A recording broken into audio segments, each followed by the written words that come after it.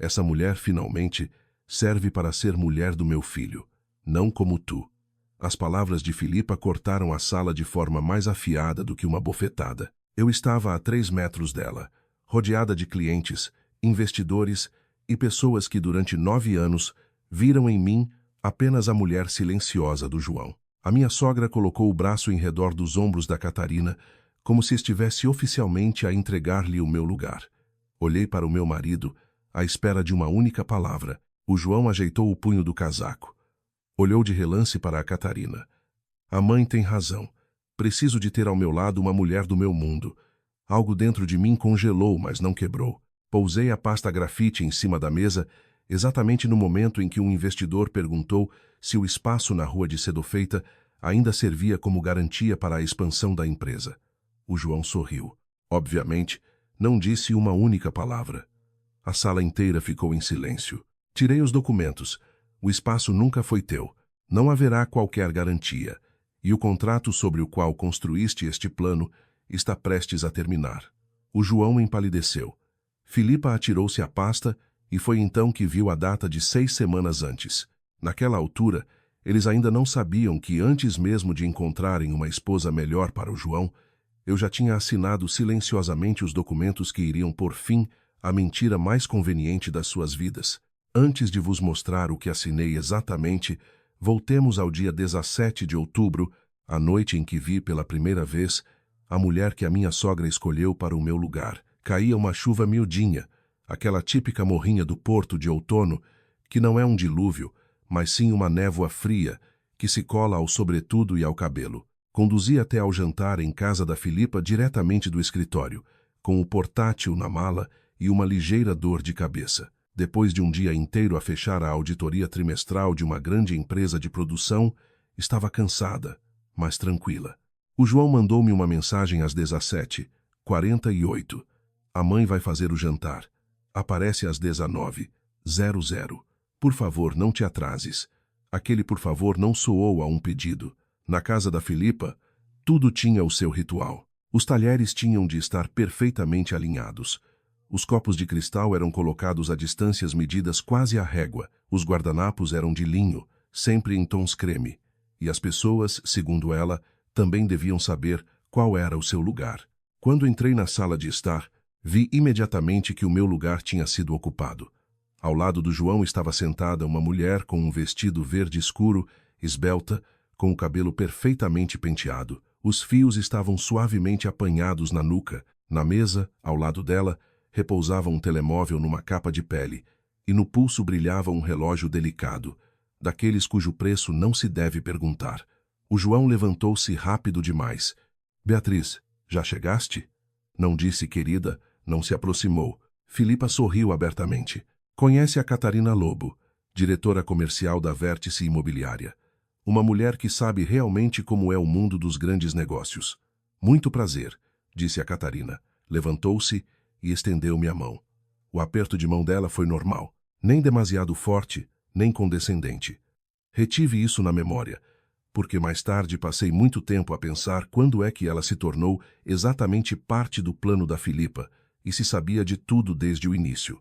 Beatriz, respondi. A mulher do João, e por um segundo a pálpebra dela tremeu. Apenas isso. Sentei-me à frente deles. O meu lugar habitual à direita do meu marido estava ocupado pela Catarina. Não fiz qualquer comentário sobre isso. No início, falámos sobre banalidades, sobre um novo hotel no Douro, sobre uma conferência qualquer em Lisboa, sobre clientes que querem mármore na casa de banho, mas regateiam o custo da instalação. Filipa ia servindo mais vinho. O João estava animado. A Catarina tinha uma forma rápida e inteligente de falar e, ao que parecia, conhecia muito bem os projetos dele. Depois, a conversa virou para onde a Filipa queria desde o início. A Catarina tinha acabado de regressar de Milão.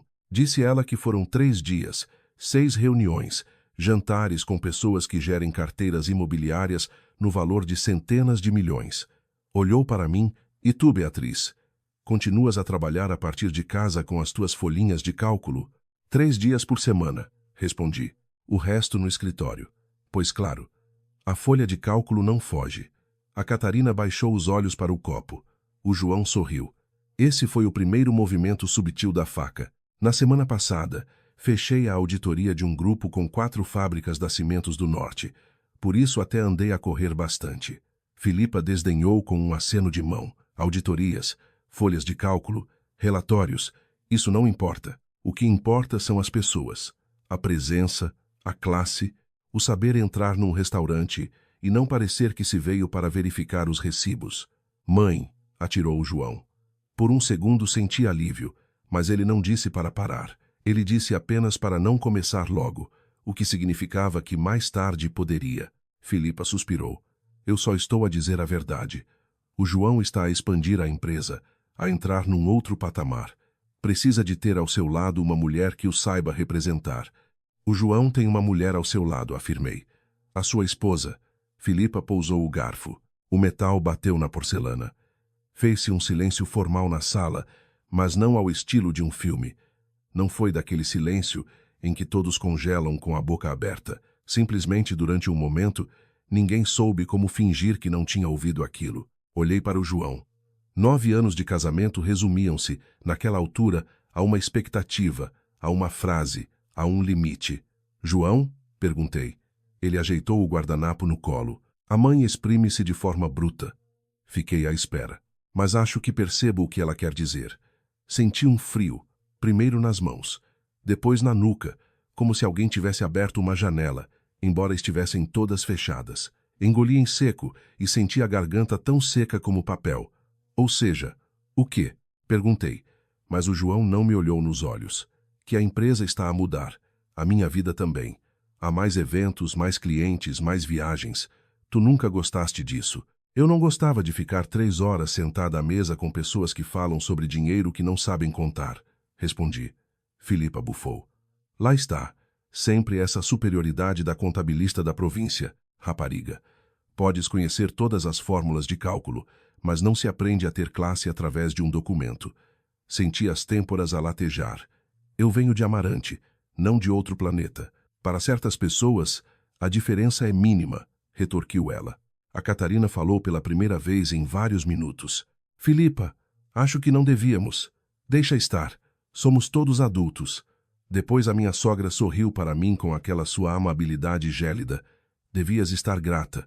O meu filho tirou-te de uma vida onde o maior evento do ano era, provavelmente, a feira de São Gonçalo e a vindima.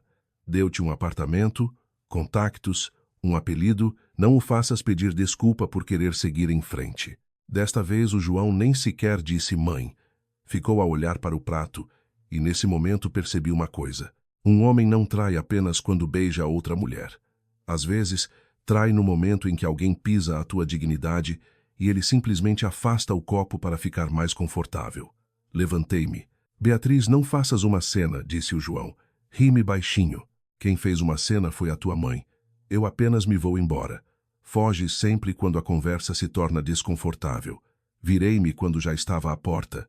Não, simplesmente não tenho o hábito de ficar sentada a uma mesa, onde o anfitrião tenta decidir se a mulher do seu próprio filho ainda serve para o papel. A Catarina empalideceu. Filipa ergueu o queixo. Um dia vais perceber que na vida não basta ser útil. Essa frase ficou comigo durante muito tempo. Útil, não amada, não importante. Apenas útil. Às 21h36, já estava sentada no carro, na rua, em frente à casa da Filipa. A chuva batia no tejadilho.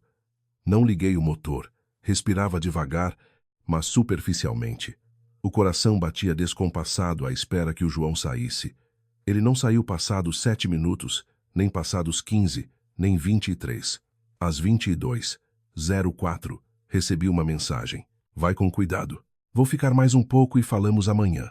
Olhei para o ecrã durante muito tempo. Depois desliguei o telemóvel e conduzi para casa. Não chorei logo. Primeiro despi o sobretudo.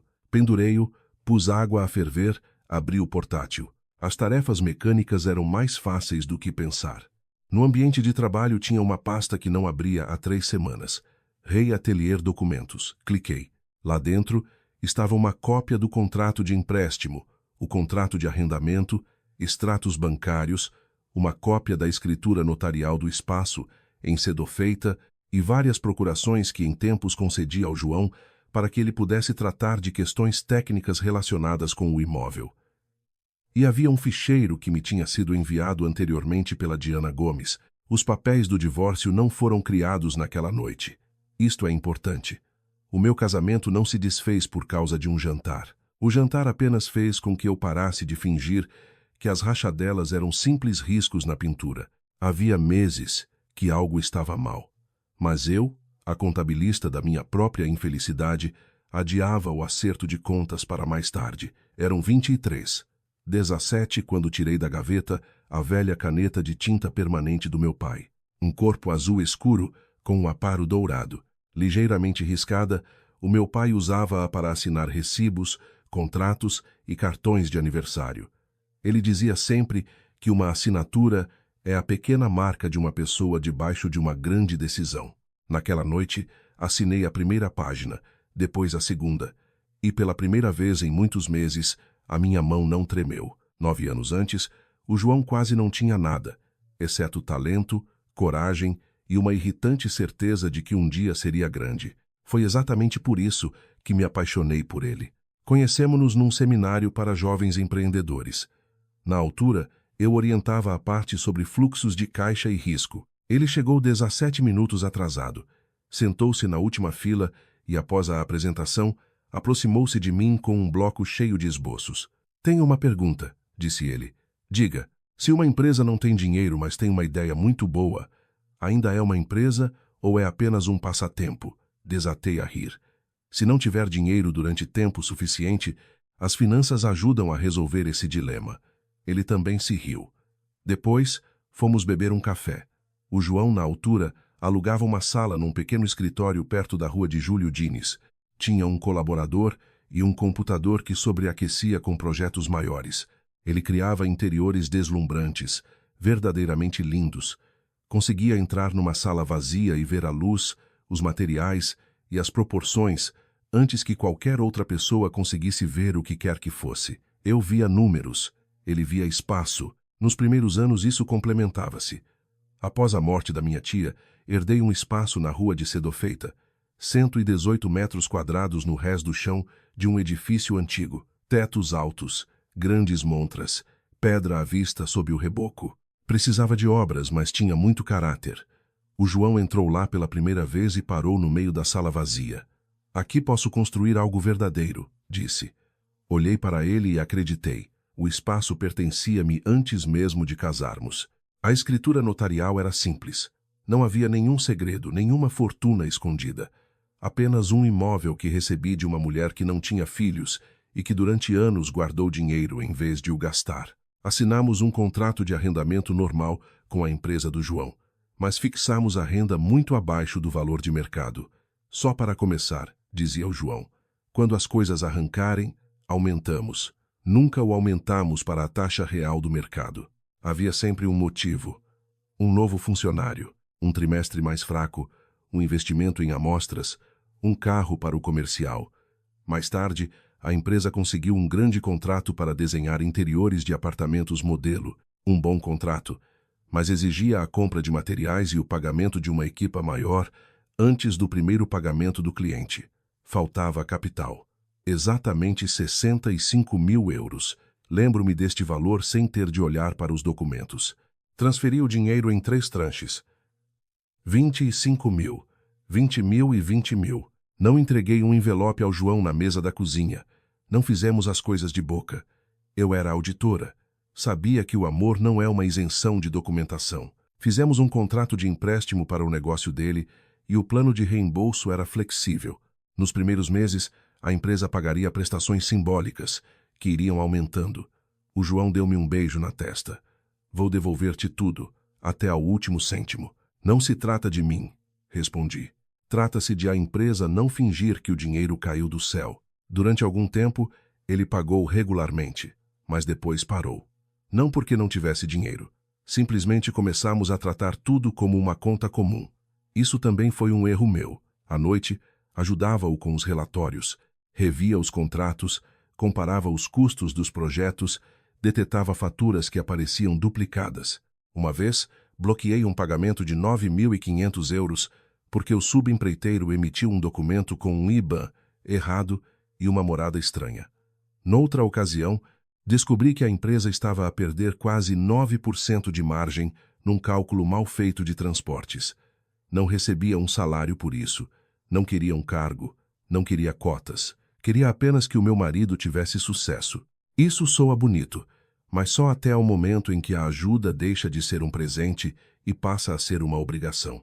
No início, o João perguntava se eu tinha 1 minuto para dar uma olhadela. Mais tarde, dizia que precisava daquilo para a manhã seguinte. E, nos últimos 2 anos, enviava simplesmente os ficheiros sem perguntar nada.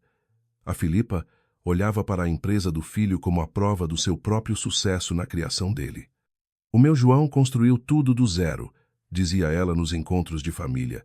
A primeira vez sorri, a quinta calei-me, a 50ª quase que eu própria já acreditava naquilo. Filipa gostava especialmente de usar as minhas origens, não por simpatia, mas como arma. Aí em Amarante também se vestem assim para jantar? Perguntava ela. Ou, a Beatriz não percebe este tipo de restaurantes. Os pais dela são práticos. Práticos era a palavra elegante dela para dizer inferiores. Mais tarde, deixou de ser elegante. Não leves a mal, disse-me uma vez, mas uma pessoa da província cheira sempre um pouco a excesso de cautela, mesmo quando começa a comprar sapatos caros. O João desatou a rir. Nessa altura, também não disse nada. Hoje sei que o silêncio nem sempre é sinal de classe. Às vezes, é um acordo assinado sem caneta. A Catarina apareceu na vida do João cerca de 4 meses antes daquele jantar. Primeiro como um nome na agenda. Reunião Vértice, Catarina Lobo. Depois, como uma piada. A Catarina acha que os nossos materiais promocionais são demasiado conservadores. Mais tarde, como uma mensagem à noite. O telemóvel do João vibrou às 23h12. Ele olhou e sorriu. O que foi? Perguntei. Nada. A Catarina enviou uma piada gráfica sobre clientes. Eu não verificava o telemóvel dele. Não sabia o código dele há meses e não queria saber. Uma relação que precisa de ser mantida pelo controle do reconhecimento facial já deixou de ser o tipo de relação que eu queria ter. No entanto, reparei noutras coisas. Um perfume novo, uma camisa comprada sem ocasião, cada vez mais eventos para os quais eu não era convidada. Filipa começou a falar da Catarina da mesma forma que falava antes das pessoas que queria trazer para a família. A Catarina tem um gosto excelente. A Catarina conhece toda a gente. A Catarina sabe como se comportar. A Catarina sabe conversar com as pessoas ao nível do João. Ao nível do João. Esta frase surgia com cada vez mais frequência. Apesar de tudo, eu continuava a não querer basear acusações em pressentimentos. Na auditoria, aprendi uma coisa. Uma suspeita é um sinal, não uma prova. A prova, no entanto, veio ter comigo. Era segunda-feira, 6 de outubro, às 18h32. O João ligou quando eu estava a acabar de trabalhar. Podes dar uma vista de olhos ao modelo financeiro? Perguntou. Amanhã de manhã, tenho uma reunião com um grupo de investidores e a construtora. Hoje, só preciso de uma revisão rápida da coerência dos dados. Como sempre, abri a pasta da empresa a qual tinha acesso há anos, porque ajudava a organizá-la. Os ficheiros não eram privados, eram documentos operacionais. Rei Atelier Modelo. O ficheiro tinha 14 separadores. No terceiro, encontrei um erro nos custos de financiamento. No sexto, uma previsão de receitas demasiado otimista. No nono, algo que me fez parar de respirar por um segundo. Suporte de ativos. Propriedade sedofeita. Localização principal. Valor estimado 550 mil euros. Li 2 vezes. Depois, abri a apresentação para os investidores. No slide 18 estava uma fotografia do meu espaço. Por baixo, lia-se: base patrimonial estável do projeto e possibilidade de constituição de garantia real após a finalização da estrutura de financiamento. Liguei ao João. Ele atendeu ao quarto toque. O que se passa? Por que é que o meu imóvel aparece como base patrimonial do projeto? Houve um silêncio, curto, mas demasiado longo para quem usa aquilo como sede da empresa. Beatriz, é só uma apresentação. Ninguém faz nada sem ti. Fala lá de uma garantia. Ele suspirou. O banco vai precisar da tua assinatura de qualquer maneira. Eu queria falar contigo sobre isso quando tivéssemos as condições concretas. Quando? Quando fossem concretas, ou seja, depois de já teres mostrado aos parceiros um imóvel que não controlas. Não faças um drama disto. Somos casados. Aquela frase soou como uma chave universal. Somos casados. Por isso o que é meu fica disponível. Somos casados. Por isso não é preciso perguntar. Somos casados. Por isso posso ser informada apenas no fim. Remove a expressão sobre a garantia enquanto eu não der autorização, exigi. Está bem, está bem. Falamos em casa. Não falamos. Ele chegou depois da meia-noite. No dia seguinte teve uma reunião, depois uma viagem, depois um jantar com a Filipa. E eu deixei que o assunto se diluísse na rotina até ao dia 13 de outubro. Nesse dia, a Filipa ligou-me às 15h11. Deixaste cá os documentos do condomínio. Vem buscá-los se os quiseres ter antes do fim da semana. Ficava a caminho. Cheguei à casa dela por volta das 17h00. A porta da rua estava entreaberta, porque o técnico estava a levar a caixa do filtro do exaustor lá para fora. Entrei, cumprimentei o técnico e ouvi a voz do João na sala de estar. Não sabia que ele lá estava. Supostamente tinha uma reunião. Parei no corredor porque ouvi o meu próprio nome. Primeiro, a Beatriz tem de assinar a garantia, disse a Filipa. Só depois fazes o que quiseres com a Catarina. Fiquei paralisada. O João respondeu mais baixo. Eu sei. Se lhe disser antes, ela não me assina nada. Exatamente por isso é que tens de manter a ordem das coisas. Não podes arruinar o financiamento por sentimentalismos. Isto não são sentimentalismos. Tanto melhor. Trata dos documentos e depois podes organizar a tua vida como um adulto. O técnico bateu com a porta da rua. Na sala, fez-se silêncio. Recuei. Não entrei. Não gravei nada. Não tirei o telemóvel. Não precisava de uma gravação para saber o que devia fazer com o meu próprio patrimônio. Saí para a rua. Estava frio. Os carros zumbiam no asfalto molhado. Alguém passava com um cão. 2 estudantes riam-se na paragem do autocarro. O mundo funcionava normalmente. Só o meu é que tinha subitamente perdido a estrutura. Sentei-me ao volante.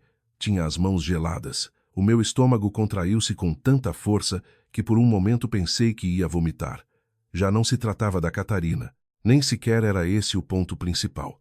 O meu marido estava a planear o momento em que me diria que queria outra mulher e condicionava esse momento ao facto de primeiro utilizar a minha assinatura. Isso era muito pior do que um romance, porque a traição dói, mas planear como usar a confiança de alguém requer muita frieza. Fiquei no carro durante 26 minutos. Depois liguei a Diana Gomes. Conhecíamos-nos profissionalmente. Ela tinha dado várias formações à minha empresa sobre responsabilidade de gestão, conflito de interesses e procedimentos de conformidade normativa. Não era minha amiga. Foi exatamente por isso que lhe liguei. Precisava de alguém que não me dissesse para tentar conversar mais uma vez.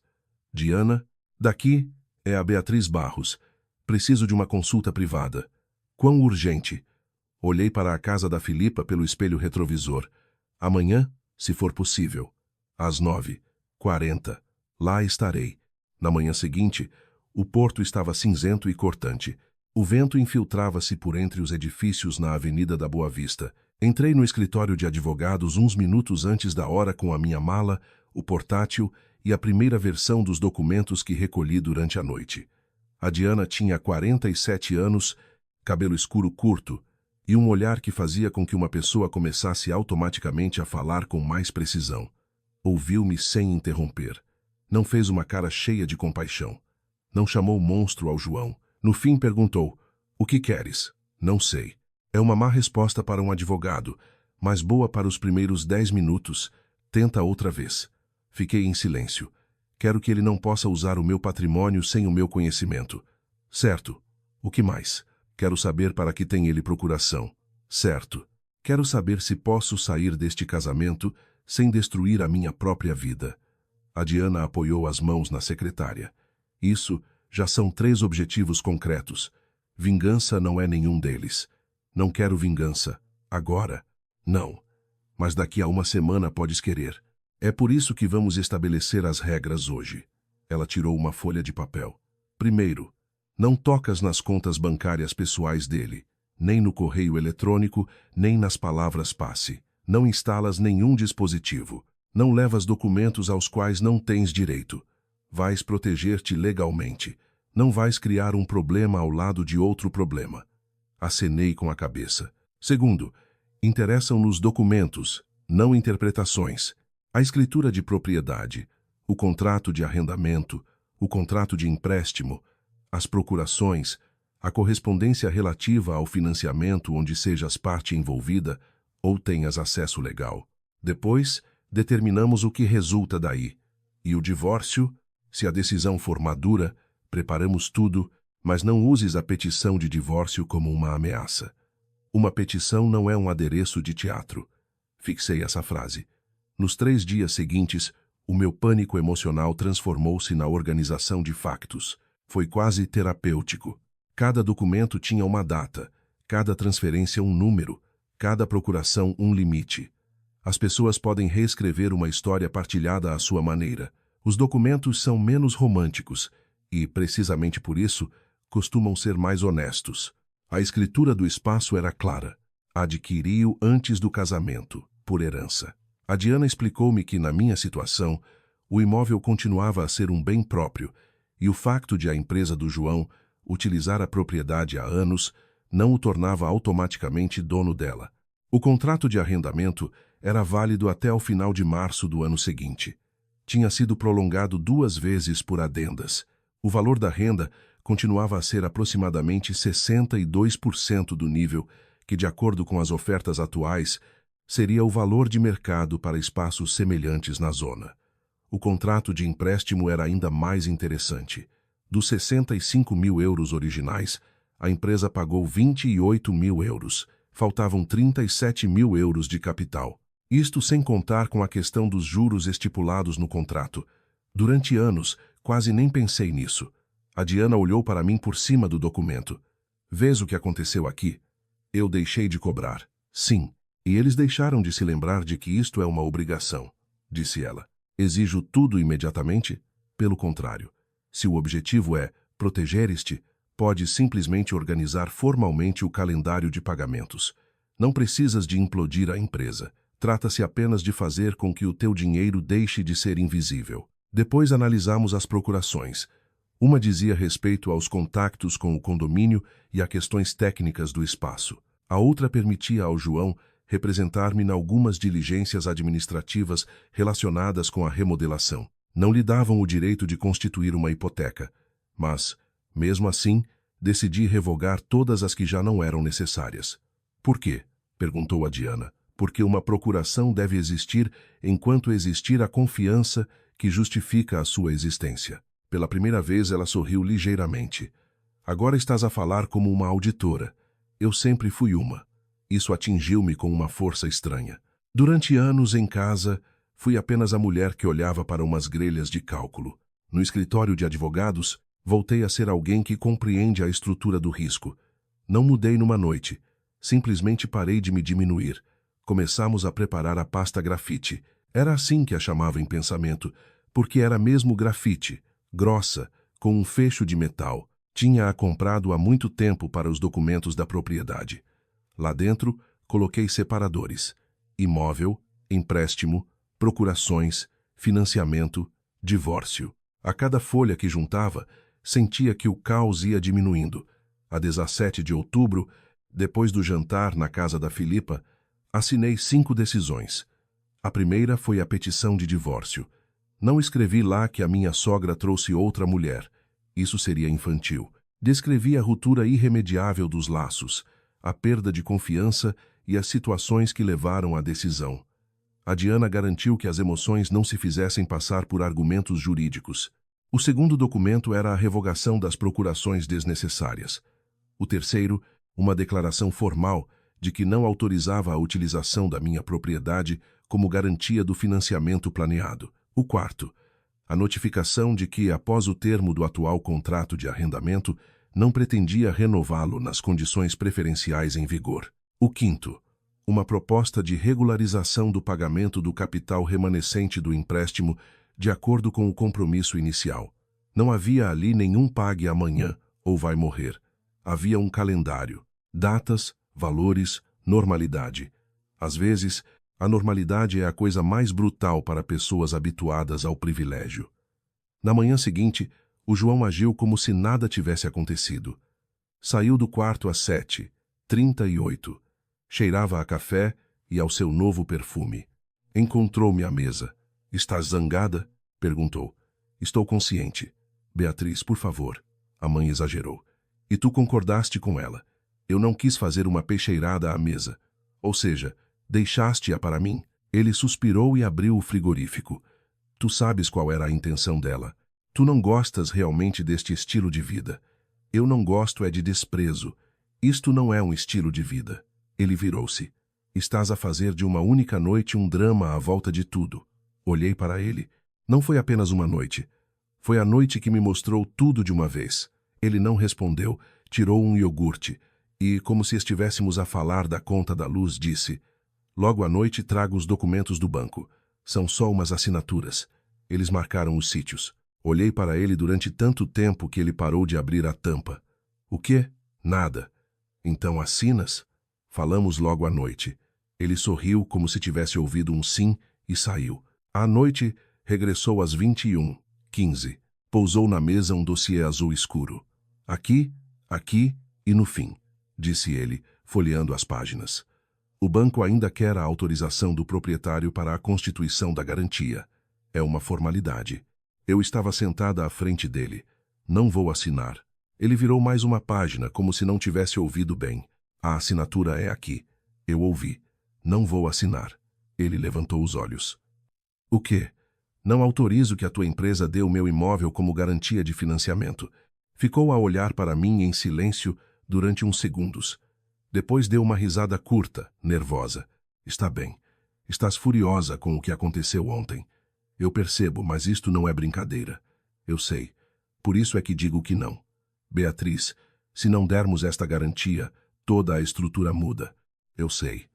Os investidores podem baixar o financiamento. Eu sei. Podemos perder o projeto. Podes, corrigi. Ele paralisou. Podemos. O projeto é do Rei Atelier. Eu não sou sócia dessa empresa. És minha mulher. Isso não é uma forma de garantia real. O rosto dele endureceu. Vais mesmo começar a falar comigo com a linguagem dos contratos? Eu preferia a linguagem da confiança, mas foste tu que trouxeste os contratos para cima da mesa. Ele levantou-se. Isto é, por causa da Catarina. Não, eu vejo perfeitamente.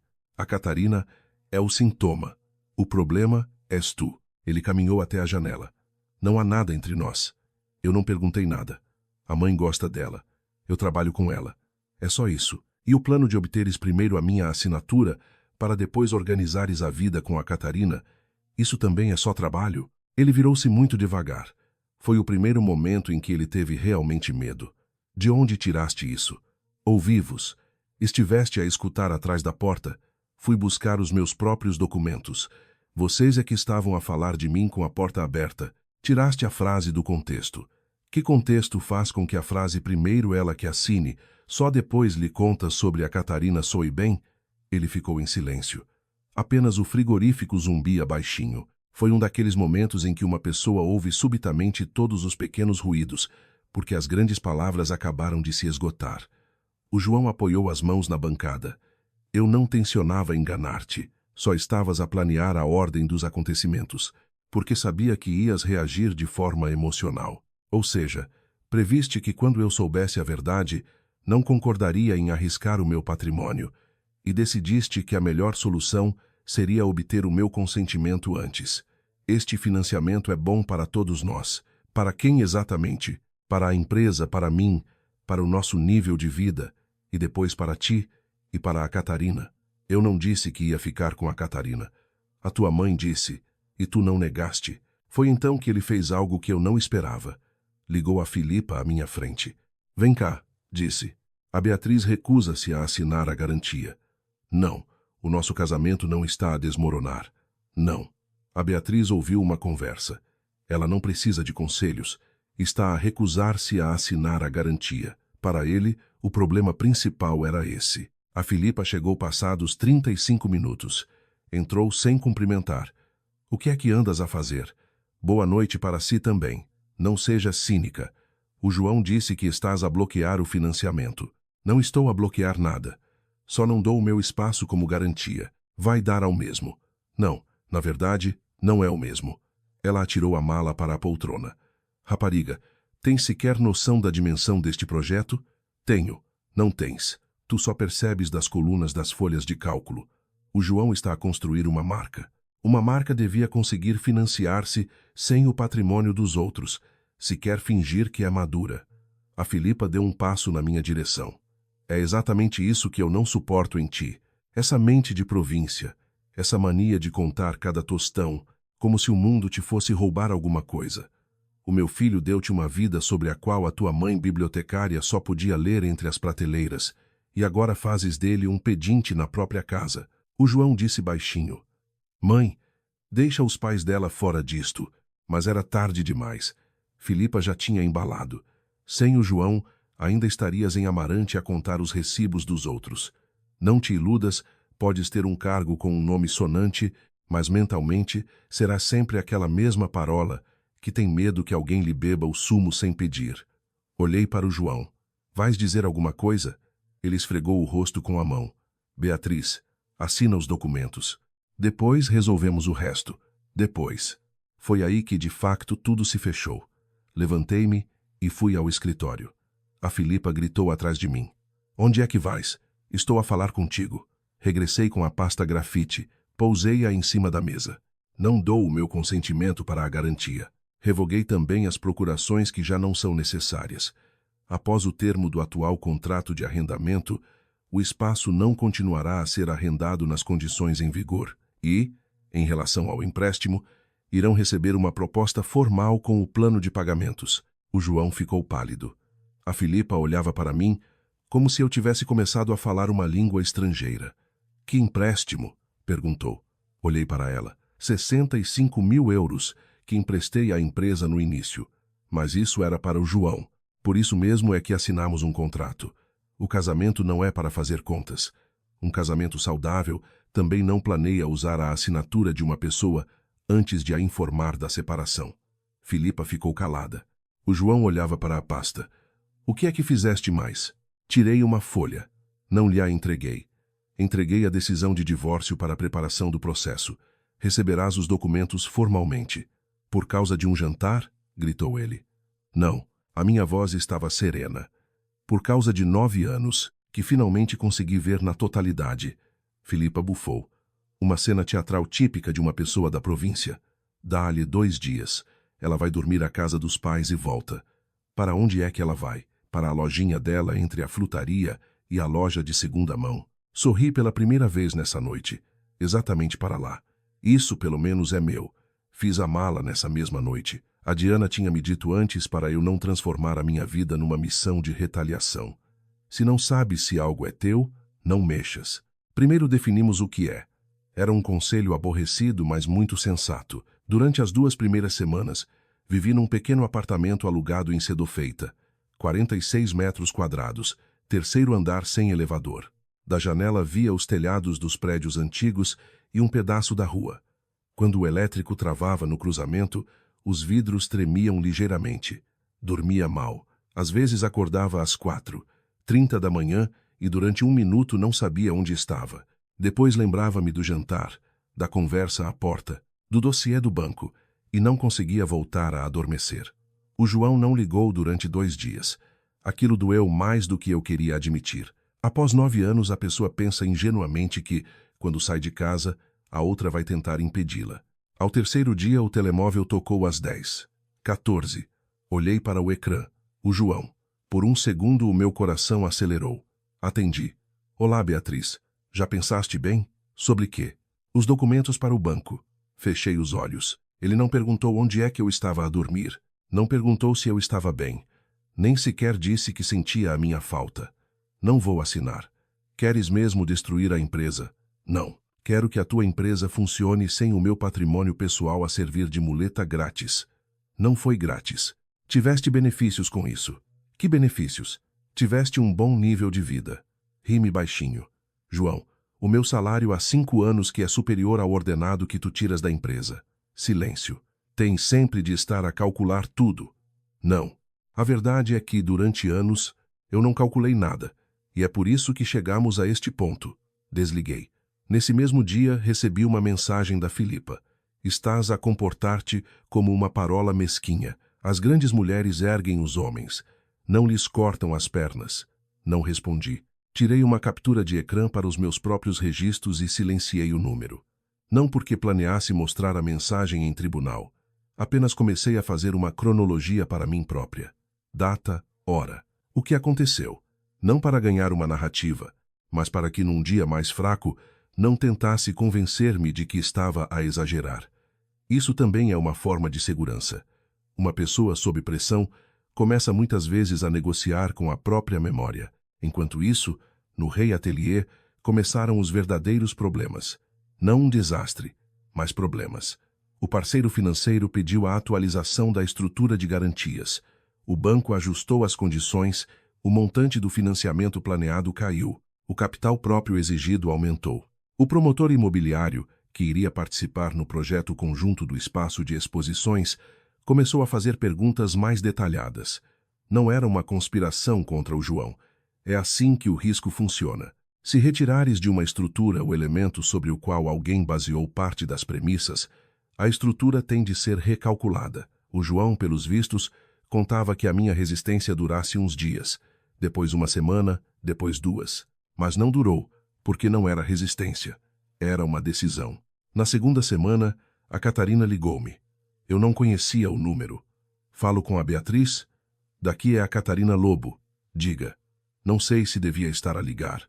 Se está a ligar, é porque já tomou a decisão. Do outro lado fez-se silêncio. O João disse-me que o espaço em Sedofeita era dele. Encostei-me ao parapeito da janela.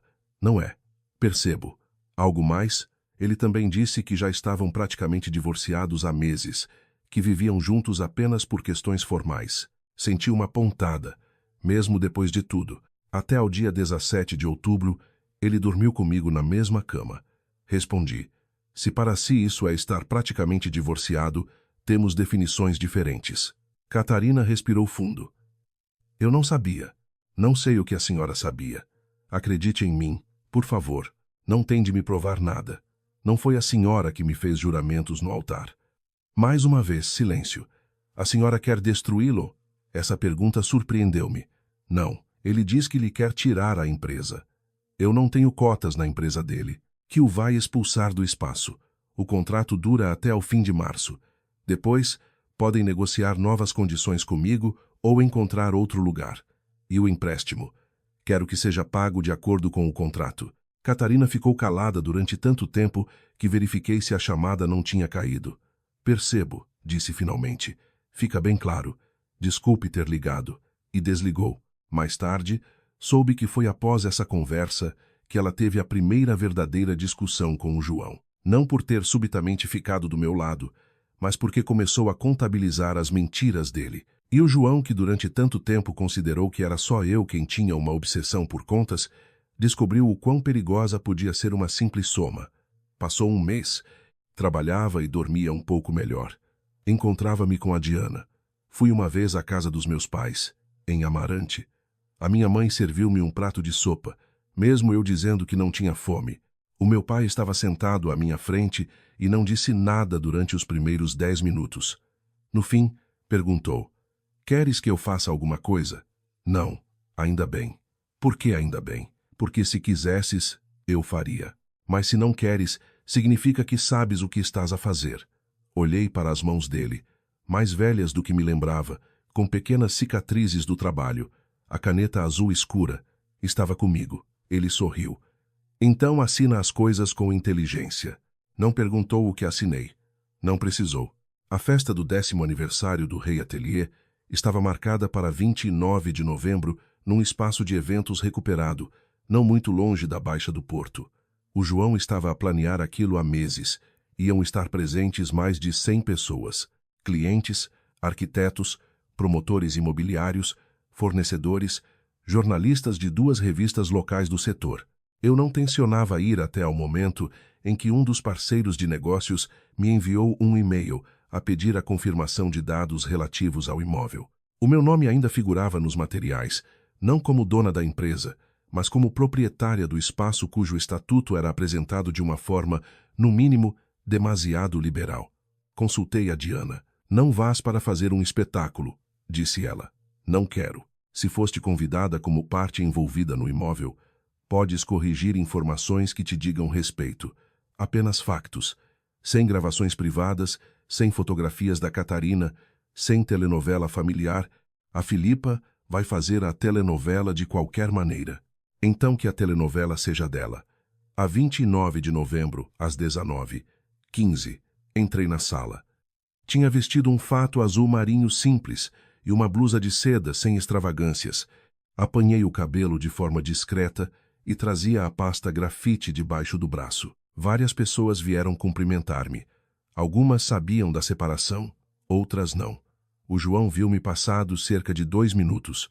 O rosto dele enrijeceu por um instante. Depois acionou o seu sorriso público. Beatriz, não sabia que vinhas. Fui convidada. Podias ter avisado. Tu também me podias ter avisado de algumas coisas.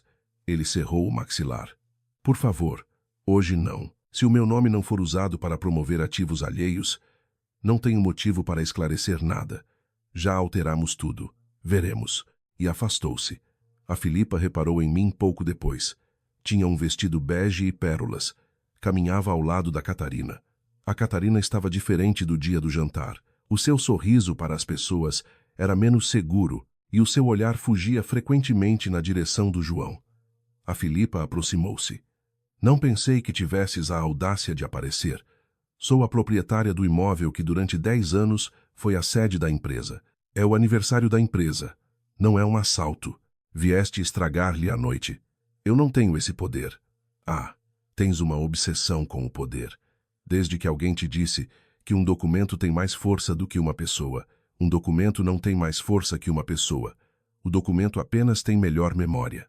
Catarina olhou para mim por um instante. A Filipa bufou. Sempre as mesmas frases de contabilista.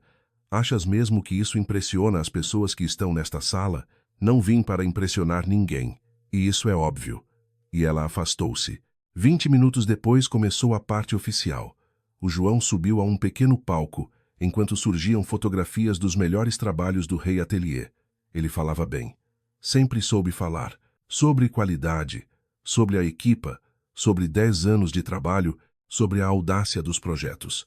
Durante algum tempo, ouvi com algo que quase parecia orgulho, porque, independentemente do que me fez, parte daquele trabalho era bom.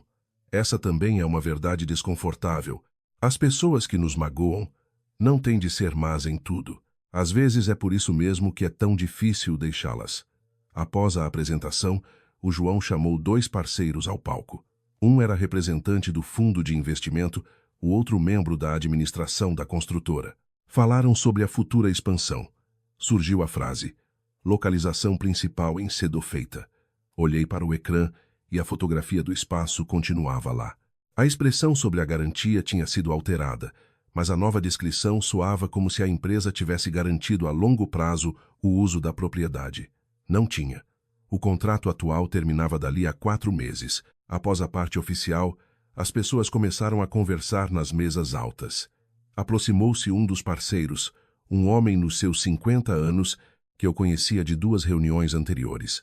Beatriz, visto que está aqui, queria apenas confirmar uma coisa. O espaço continua na estrutura operacional por pelo menos mais 5 anos, correto? Não tive tempo de responder. O João apareceu logo ali. Sim, claro. É a nossa base permanente. Olhei para ele. Nem uma palavra da minha boca. O homem franziu as sobrancelhas. O João sorriu rápido demais. Beatriz, isto é sobre negociações que ainda estamos a finalizar. Nós não estamos a finalizar nenhuma negociação para um arrendamento há 5 anos. Várias pessoas que estavam perto calaram-se. Filipa, que se aproximava com a Catarina, parou. Pousei a pasta grafite em cima da mesa. Visto que o meu nome e a minha propriedade surgem neste contexto, tenho de esclarecer 3 coisas. O João deu um passo em frente. Não faças isso aqui. Preferia não o fazer, mas a informação foi dada aqui. Abri a pasta. Primeiro, o espaço em Sedofeita é minha propriedade pessoal. O Rei Atelier é apenas o inquilino. O homem assentiu. Segundo, Não autorizei nem autorizarei a constituição de garantia sobre o imóvel para o financiamento da empresa. O João empalideceu. Terceiro, o atual contrato de arrendamento vigora até o final de março. Não há nenhum contrato assinado por mais 5 anos. A empresa foi informada de que as atuais condições preferenciais não serão automaticamente renovadas. Silêncio. Uma pequena explosão, ou algo pior. O silêncio profissional de pessoas que acabaram de descobrir uma discrepância entre a apresentação e os factos. Alguém pousou um copo. Ouvia-se o ar-condicionado. O homem olhou para o João. Senhor João, isto é um conflito conjugal. Ele respondeu rapidamente. A Beatriz está a usar questões privadas para fazer pressão. Não estou, retorqui. Não exijo nada, a não ser que as informações relativas ao meu patrimônio estejam de acordo com os documentos. Catarina olhava para o João. Não para mim, para ele. Disseste-me que o espaço era teu, disse ela baixinho. O João cerrou os dentes. Disse que era da família. Não disseste isso. O meu espaço em Sedofeita, disse ele. A Filipa intrometeu-se entre nós, como alguém que passou a vida inteira a salvar o filho com a própria voz. Chega. A Beatriz sempre teve a necessidade de transformar coisas simples em procedimentos. O espaço é do casal. Após 9 anos, devia simplesmente passá-lo para o nome do João e acabar com este espetáculo patético. O silêncio instalou-se ainda mais fundo. O próprio João fechou os olhos por um segundo. A Filipa, se calhar, só aí é que ouviu o que tinha acabado de dizer. O representante dos investidores manifestou-se com calma. Entendo que o espaço não é propriedade da empresa nem do Sr. João e não tem, de momento, um contrato a longo prazo. O contrato atual é válido até o final de março, respondi. Obrigado, e virou-se para o João. Nesse caso, vamos precisar de atualizar o modelo e a documentação antes de tomarmos outra decisão. Suspendemos a avaliação até a estrutura operacional e de garantias estar devidamente clarificada. A Filipa abriu a boca. O João disse rápido. Amanhã esclareço tudo. Esclareça com documentos, por favor, respondeu o homem. A frase foi dita de uma forma tão calma que chegava a ser quase cômica. A Filipa virou-se para mim. Estás orgulhosa de ti? Não. Acabaste de lhe arruinar o projeto à frente de toda a gente do setor. Não. Esclareci as informações sobre a minha propriedade. É por tua causa que agora tudo se vai desmoronar. Se o projeto se apoia numa informação que não é verdadeira, o problema começou mais atrás. Tu és fria e calculista. Mãe, interrompeu o João. Desta vez o rosto dele estava verdadeiramente tenso. Chega. Filipa olhou para ele, incrédula. A Catarina afastou-se um passo. Eu fechei a pasta. Era tudo o que eu tinha a dizer. Afastei-me da mesa. O João apanhou-me no corredor que ia dar ao bengaleiro. Beatriz. Não parei logo. Beatriz, espera. Virei-me. Ele estava a uns metros de mim, sem o sorriso de palco, sem certezas. Pela primeira vez em muito tempo não parecia o dono de uma marca, mas apenas um homem cansado que tinha percebido que já não conseguia controlar a ordem dos acontecimentos. Queres destruir-me? Perguntou. Não. Então, o que foi aquilo? A verdade sobre um imóvel. Fizeste aquilo em público. Usaste publicamente o meu patrimônio na tua história de estabilidade. Podias ter me dito antes. Olhei para ele durante um segundo, tal como tu me querias ter falado sobre a Catarina antes. Ele calou-se. Tirei um envelope da pasta. Isto é para ti, para não fingires que não sabias de nada. Ele olhou. A petição de divórcio, uma cópia. Vais mesmo fazer isto? Já fiz. Ele ergueu os olhos. E agora? Estás feliz? Não respondi imediatamente. Vinha música da sala. Alguém se ria. Um empregado passou com um carrinho sobre o chão duro. Não, disse eu, mas pela primeira vez em muito tempo já não minto a mim própria. A Catarina estava ao fundo do corredor. Não sei o que ouviu. O suficiente. Passou por nós em silêncio e foi a primeira a sair. 3 meses depois, o Rei Atelier continuava a existir. O projeto de expansão foi adiado. O grupo de investidores reduziu a disponibilidade de financiamento após a reavaliação dos riscos. O João tentou arranjar outras garantias. Algumas conseguiu, outras não. A empresa teve de cortar nos custos. Primeiro desapareceram 2 carros em leasing caríssimos. Depois vendeu o carro que ele adorava estacionar à porta dos restaurantes. Depois reduziu a equipa de consultores externos.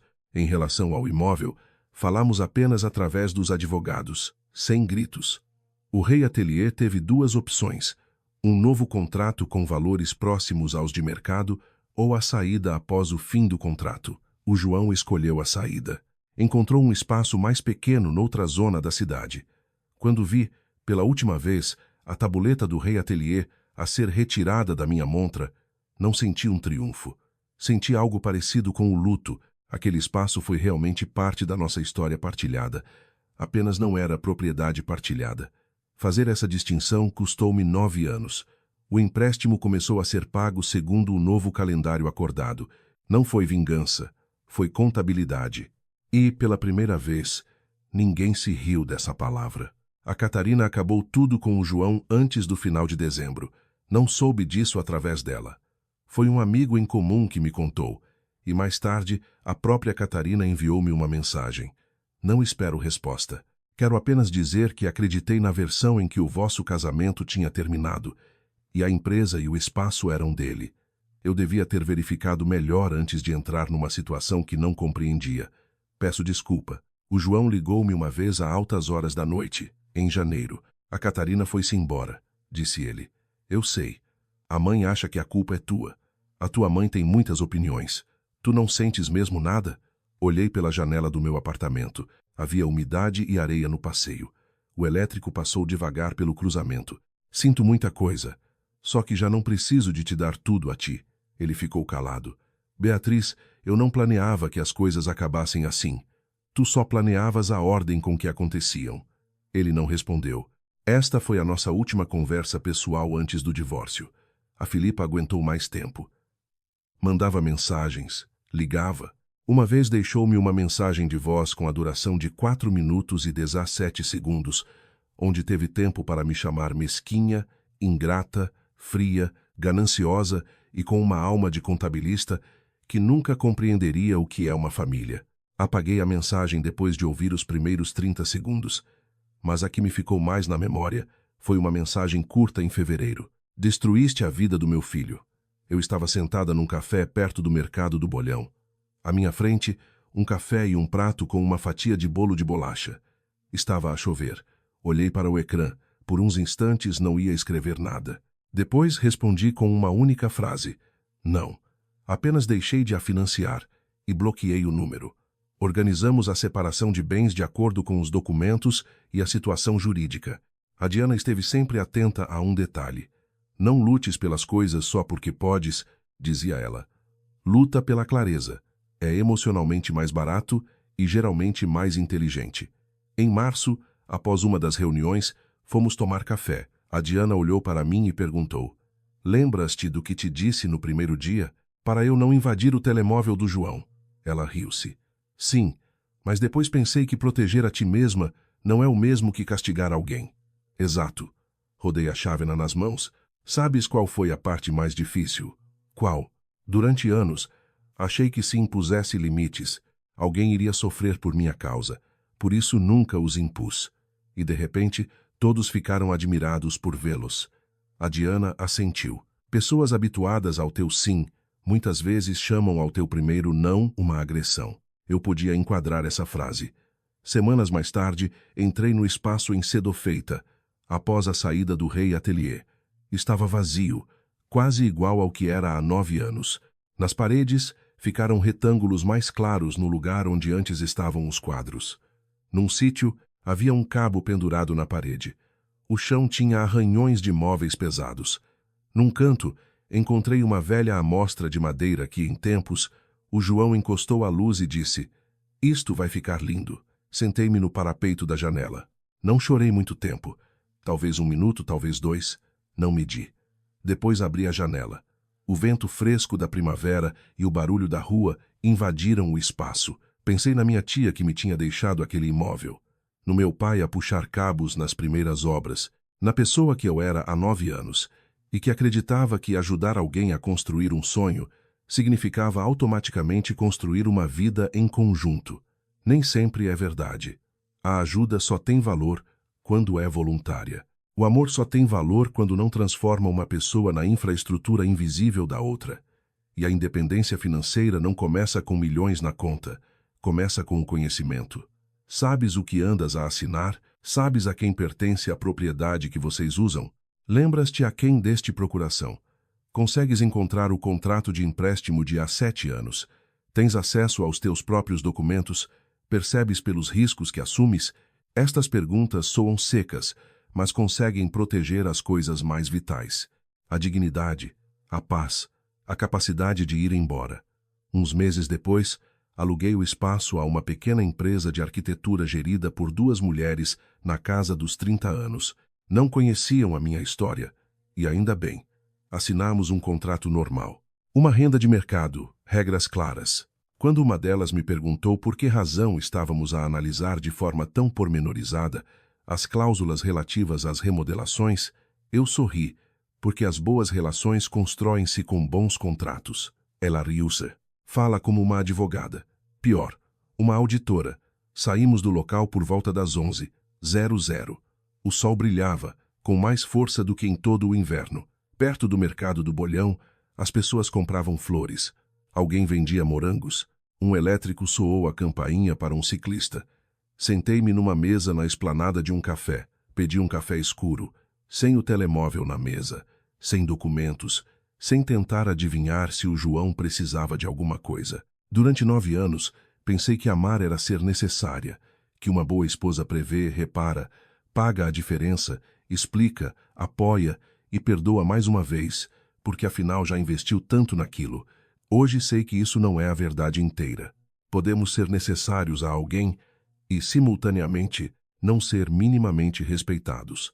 Pode-se ser a fundação de uma casa onde ninguém te convida a sentar à mesa. Pode-se financiar a autoconfiança de alguém durante tanto tempo que essa pessoa acaba por assumir que o teu apoio é um traço da sua própria personalidade. O mais difícil foi perceber que um limite não é um castigo. Durante 9 anos, confundi o amor com a obrigação de salvar um homem das consequências das suas próprias decisões. Pagava, corrigia, antevia, servia de garantia. Quando parei, o João disse que eu o estava a destruir. Não destruí nada.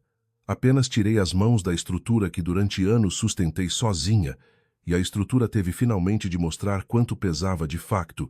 Não sei se o João alguma vez compreendeu o que se passou. Se calhar ainda acha que perdeu o espaço da empresa devido ao divórcio. Talvez a Filipa passe o resto da vida a dizer aos amigos que o filho calhou com uma mulher fria da província. E, quem sabe, talvez a Catarina um dia conte esta história de forma completamente diferente.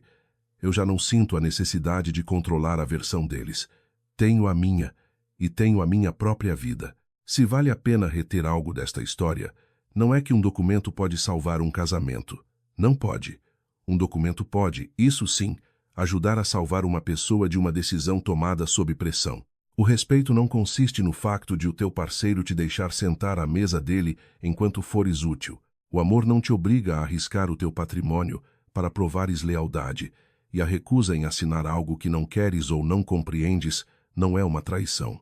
Às vezes, é a primeira frase honesta que dizes em anos. A verdadeira segurança não começa pelo dinheiro. Começa pela dignidade intacta, pela posse das próprias decisões e pela consciência de que uma pessoa não precisa de merecer respeito sendo apenas útil. Onde achas que acaba a ajuda no casamento e onde começa a exploração?